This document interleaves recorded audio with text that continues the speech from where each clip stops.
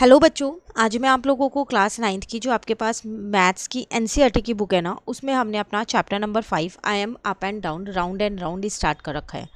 तो आज की क्लास में हम लोग एक्सरसाइज 5.2 करने वाले हैं, जो कि बहुत ही इजी एक्सरसाइज है। लेकिन आप ये कह सकते हो कि इसमें जो क्वेश्चन है वो इंपॉर्टेंट है। कई बार 1 मार्क में 2 मार्क में ये क्वेश्चन पूछ लिए जाते हैं। 2 ही क्वेश्चन है और दोनों ही इंपॉर्टेंट है, तो ध्यान से आप इन्हें समझिएगा। तो यहाँ आपसे क्या कह रहे हैं, show that the triangle formed by the chord and the centre of the circle is isosceles. आपको क्या शो करना है, जो एक ट्राइंगल बनता है, किससे बनना है वो ट्राइंगल, जो कॉर्ड है और जो सेंटर ऑफ द सर्कल है उससे, और वो आइसोसेलेस है। आपको ये प्रूव करना है। तो कैसे प्रूव करेंगे, तो हमारे पास यहाँ पर है एक्सरसाइज 5.2, जिसका हम आंसर नंबर 1 यहाँ पर करते हैं।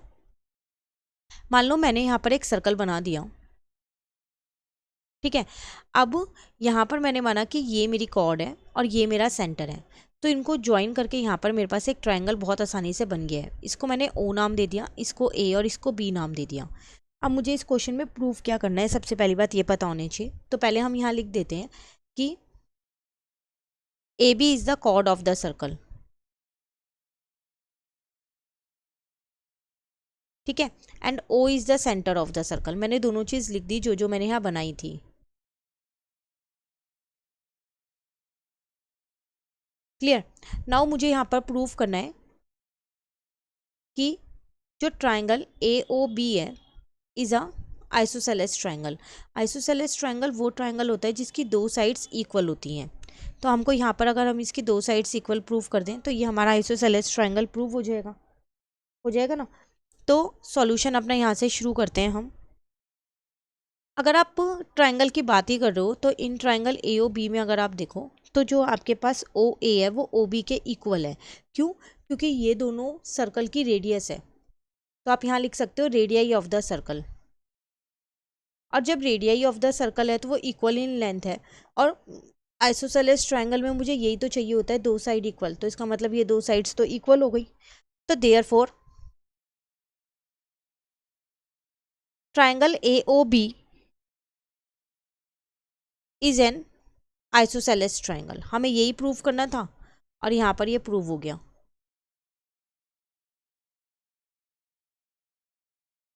क्लियर। तो फर्स्ट क्वेश्चन बहुत छोटा सा था। अब आ जाते हैं हम अपने सेकेंड क्वेश्चन पे।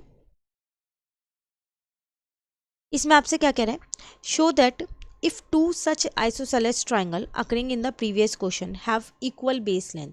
अब एक ट्राइंगल की जगह दो आइसोसेलेस ट्राइंगल है, ठीक है, लेकिन उनकी बेस लेंथ इक्वल है, then they are congruent to each other. तो यहाँ हमें कॉन्ग्रुएंसी प्रूव करनी है। आपके पास दो ट्राइंगल्स हैं और दोनों आइसोसेलेस हैं, ऐसा आपको क्वेश्चन में गिवन है। मान लो मैंने यहाँ पर ये सेंटर ले लिया जैसे कि वहाँ पर लिया था। तो मैंने यहाँ अपने दो ट्राइंगल्स बना लिए। एक ट्राइंगल मैंने कुछ ऐसे बना लिया इस कॉर्ड से, ठीक है। पहले कॉर्ड बना लेते हैं वरना दिक्कत हो जाएगी बनाने में, ठीक है ना। अब ठीक है, एक ट्रायंगल मैंने यहाँ पर बना लिया इस वाली कॉर्ड की हेल्प से। तो आपसे क्या कह रहा है, ये दोनों आइसोसेलेस ट्रायंगल है, मतलब इनकी ये दोनों साइड्स जो हैं वो इक्वल हैं, ऐसा क्वेश्चन में मुझे गिवन है कि ये इक्वल है। और वैसे भी ये इक्वल है क्योंकि ये रेडियस ऑफ द सर्कल है, ठीक है। और एक और चीज़ मुझे यहाँ पर गिवन है कि जो इनका बेस लेंथ है वो भी इक्वल है। तो मैं इसको नाम दे दूँ पहले यहाँ पर। तो मैंने इसे नाम दे दिया यहाँ पर ए बी, सेंटर को नाम दे दिया ओ, और इसको नाम दे दिया पी और क्यू। क्वेश्चन में मुझे गिवन है कि जो ए बी है वो पी क्यू के बराबर है, सेम बेस लेंथ है, ऐसा लिखा हुआ था क्वेश्चन के अंदर, ठीक है। अब मुझे इन दोनों ट्राइंगल्स को कॉन्ग्रुएंट प्रूव करना है। तो हम बात करते हैं in triangle O A B and triangle O P Q. तीन चीज़ें चाहिए कॉन्ग्रुएंसी लगाने के लिए। तो मुझे पता है कि जो ओ ए है, ओ ए वो ओ पी के इक्वल होगी, रेडियाई ऑफ द सर्कल है। उसी तरीके से जो ओ बी है वो ओ क्यू के इक्वल होगी। तो मैंने यहाँ रीजन में लिख दिया रेडियाई ऑफ द सर्कल, दोनों का रीजन सेम है। तो रेडियाई ऑफ द सर्कल, ठीक है। अभी एक चीज़ और चाहिए, वो आपको गिवन थी, क्या थी, A B is equal to P Q है, क्योंकि सेम बेस लेंथ लिखा हुआ है। तो ये आपको गिवन है। तो इसका मतलब जो आपका ट्राइंगल ओ ए बी है वो कॉन्ग्रुएंट यहाँ पर प्रूव हो चुका है ट्राइंगल ओ पी क्यू के। और अगर हम रीजन दें तो वो है साइड साइड साइड।